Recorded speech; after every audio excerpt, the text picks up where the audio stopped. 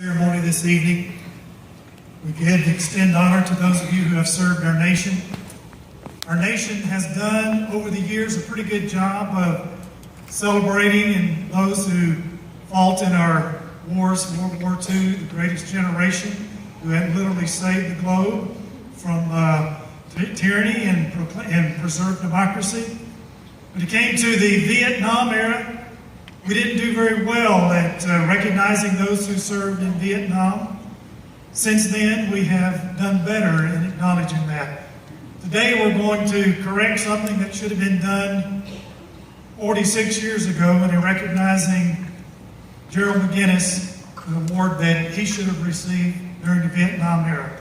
I was just curious, how many of you served during the Vietnam era? Would you just raise your hand? If you would,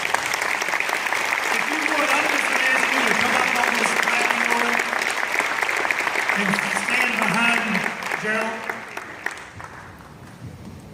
I know that many, when you came home, some of you came home and people were not only not respecting you, but they were disrespecting you, calling you names.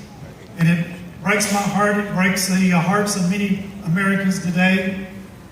We want to recognize each one of you for that time you served our nation faithfully and courageously to defend our freedom, doing your duty as you were called upon by our government to do so.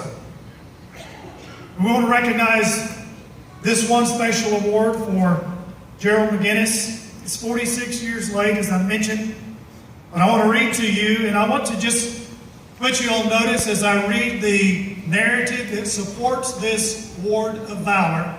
It will be somewhat graphic in a combat zone. Just be prepared. It may bring back some memories for you and maybe others here. So I just want to warn you. This was submitted by Major General Charles P. Stone to the United States Army Headquarters. He stated, "I was commander of the 4th Infantry Division in Vietnam during 1968. This is a request for Acting Sergeant Gerald E. McGinnis to receive the Bronze Star with Valor. He served under my command at that time." For those of you who don't know, the Bronze Star with Valor means it was given in a combat zone for some action of valor in that combat zone, not just a time of service. This describes it. "I hereby affirm that at approximately 3 a.m. on March 22nd, 1968, on a clear day with the normal weather conditions, Company C, 3rd of the 8th Infantry, 4th Infantry Division, experienced a violent and aggressive attack from the 209th NVA Regiment, approximately 1,500 soldiers at Firebase incoming. At that time, the NVA crawled up close to the perimeter and blew up the concertina wire. After the enemy had accomplished this, they cleared a large path for themselves to begin a human wave assault. This was approximately 10 yards from McGinnis's bunker. As the NVA was advancing into the perimeter, they were killing and wounding our troops. They were firing rocket launchers, AK-47s, throwing satchel charges in our bunkers. After the NVA had overrun the perimeter, the acting company commander called in artillery on his own perimeter from a nearby fire base because the NVA had overrun a portion of the perimeter. Because of this decision, the bunker beside McGinnis's took a direct hit of artillery, seriously wounding all the men inside. It is my understanding that Private Shears suffered a serious abdominal wound, that Sergeant Costello suffered a very serious injury to his right arm, and Staff Sergeant King suffered wounds to both eyes.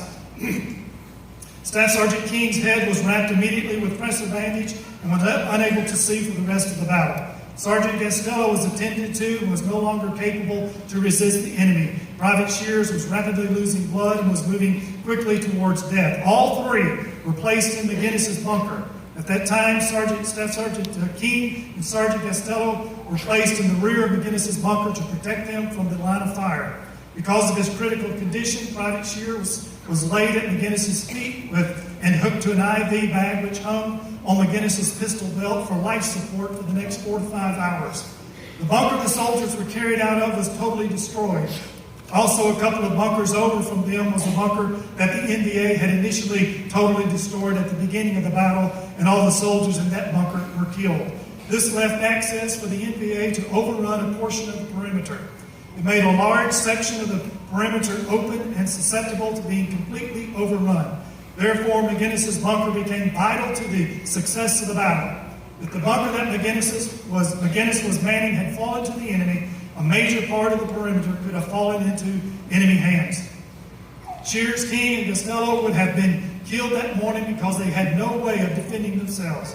Because of the length of the battle, 3 to 4 hours, the strategic place in McGinnis's bunker, not only was he defending that side of the perimeter, but protecting all 3 of their lives. Throughout the morning, McGinnis resisted the NVA, firing approximately 1,000 rounds from his M16 that night, plus exploding all the Claymore mines that were available to him and throwing approximately 30 hand grenades at the enemy. That morning when the battle was over, within a few yards of McGinnis's bunker was a large body count. My soldiers suffered through 4 recoilless rifle attacks, 43 mortar attacks, and ground attack in which the enemy was able to temporarily overrun a small portion of the perimeter. The NVA fired 375 to 482 millimeter mortar rounds into the perimeter and approximately 200 rounds of 75 recoilless rifle ammunition, and fired 50 to 60 40 millimeter mortar rounds in the firebase. My soldiers resisted and defeated the NVA, the 209th NVA Regiment that night. The statistics included in this information are documented in military files. Based upon this information I am providing for you, I hereby recommend that Gerald E. McGinnis receive the Bronze Star with Valor for bravery and commitment by resisting the enemy and holding his position while protecting the lives of 3 wounded soldiers. While 2 bunkers very close to him were totally destroyed and the enemy was in process of entering the perimeter, McGinnis did not retreat or move to another bunker for security with soldiers who could assist him. Instead, he stayed in his bunker, the only one able to fight and defend this important position of the perimeter while protecting the lives of the 3 wounded men. Signed, Major General Charles P. Stone. Let me just read in part as we award him the certificate for his medal. It states, "The United States of America, to all who shall see these presents greetings. This is to certify that the President of the United States of America, authorized by executive order, has awarded the Bronze Star with V device to Sergeant Gerald E. McGinnis, 4th Infantry Division."